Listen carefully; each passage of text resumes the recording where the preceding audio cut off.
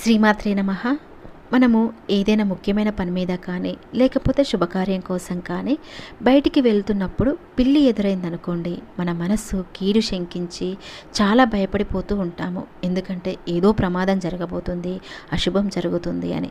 ఎందుకంటే మన పెద్దవారు కూడా చెప్పారు, పిల్లి ఎదురైతే మళ్ళీ ఒకసారి ఇంటికి వెళ్ళి కూర్చొని కొన్ని మంచినీళ్ళు తాగి మళ్ళీ బయలుదేరాలని.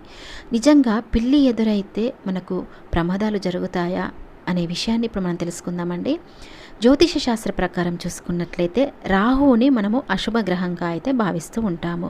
ఈ గ్రహం కారణంగా మన జీవితంలో అనేక సమస్యలు వస్తూ ఉంటాయి, ప్రతికూల పరిస్థితులు ఏర్పడతాయి, అలాగే ప్రమాదాలు జరిగే అవకాశాలు కూడా ఉంటాయి. అయితే ఈ రాహువుకి సవారిగా మనం పిల్లిని చెబుతామండి.